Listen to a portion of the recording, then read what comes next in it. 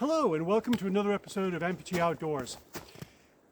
It's February in the Pacific NorthWET, which means everything is cold and wet.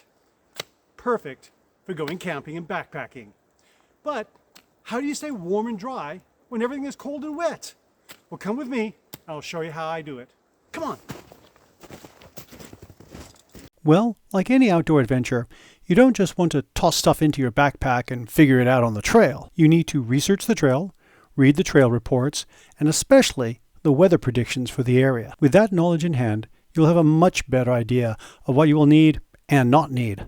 So the first thing about staying warm and dry when it's cold and wet is your layers. I'm going to start with the outer layer. What I'm wearing here is a Gore-Tex jacket, slightly insulated, and it's got Velcro cuffs to keep the wind out, hood is cinched to cinch it around my head real tight, and most importantly, it has vents under the armpits that I can open up, unzip, to let my body moisture get out. Because as you're hiking in the cold, wearing all these clothes, you are going to perspire more and your body's going to generate a lot of heat. So that brings me to the first layer. Don't worry, we'll get to the mid layer. The first layer, you want to be a moisture wicking clothing that is synthetic or merino wool. You don't want cotton. Cotton is rotten. Cotton kills. You want that moisture being wicked away from your body out to the mid layer. The mid layer should also be a non-cotton material. In my case, it's my old wool sweater, jumper, that I was issued way back in the Navy, and it still fits. Wool is also moisture wicking, very insulating, and what's nice about wool is even if it does get wet, it still retains its insulating properties. So all that body heat, I'm keeping where I want it, but the moisture is allowed to escape, and that's what I want. I want that moisture to go away from my body and the heat retained on my body. Now, let's talk about feet. Assuming, of course, you have both feet. In my case, I only have to insulate one.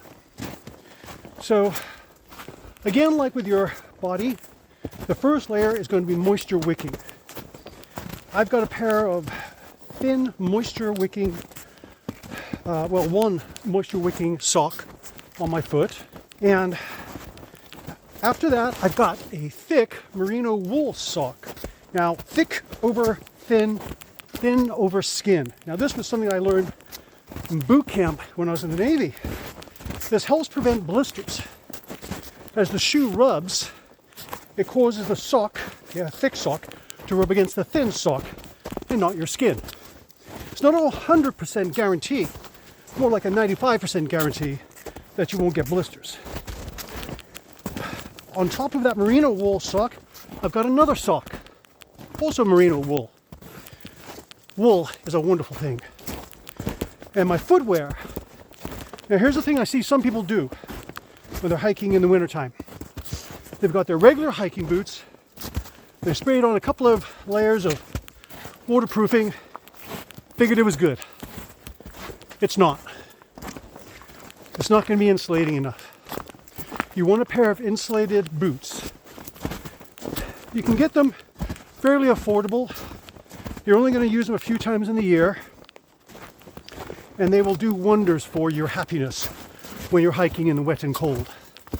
They'll keep your feet warm, they'll keep them dry, they'll provide the traction that you need in the slippery snow, and if the snow is very slippery like it is today, you're going to want a pair of crampons, or at the least, micro spikes.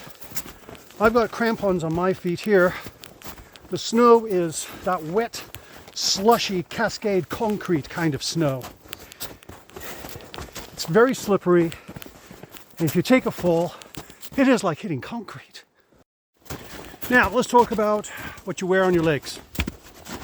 you do want some insulation there. And this is where that research comes into play, as it does with most everything else here.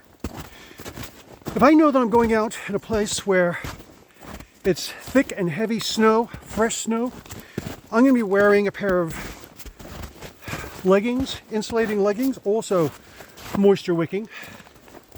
I'm going to wear a pair of insulating pants. I have a pair of old U.S. Army surplus winter pants, and then a waterproofing layer over that. That's going to keep you dry, it's going to keep you warm, and that's what you want, especially if you do fall down in the snow, where you have to like kneel down in the snow or sit down in the snow while you're setting up your camp. In today's hike, it's not that kind of condition, but it is still cold and wet enough that I want to make sure that I'm staying warm and dry. So I'm wearing a pair of insulated pants, hiking pants. They're Jerry brand, I think. I'll put a link to all the stuff I mentioned here down in the description below. And over that pair of pants, I'm wearing my Frog's Togs pants. Frog's Togs are great. Very, very light, and they keep out the wet. Love them. So there you go. Layers for your body, your feet, and your legs. And of course, don't forget a hat like this one, and gloves. I normally take 2 pairs of gloves because over the course of the day, that first pair is going to get wet, and the next day, I'm going to want that second dry pair of gloves.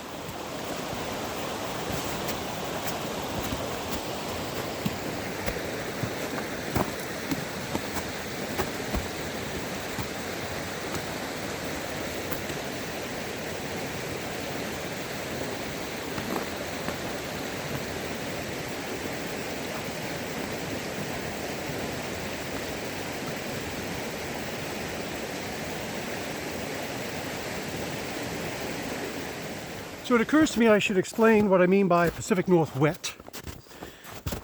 You've heard of the Pacific Northwest, upper left USA. Generally that means Washington, Oregon, Idaho. Some people include western Montana, which is debatable. Some people include the northern quarter of California, which is historical. Pacific NorthWET is that region north of the Columbia River, south of the Canadian border, and west of the Cascades out to the Pacific Ocean, where from about October to May, blue skies are a rarity. So much so that I'm pretty sure the term seasonal affective disorder was coined just to explain what happens to people that move here from sunnier locations. I was born in England. I spent most of my life here in the Pacific NorthWET. So for me, this is great.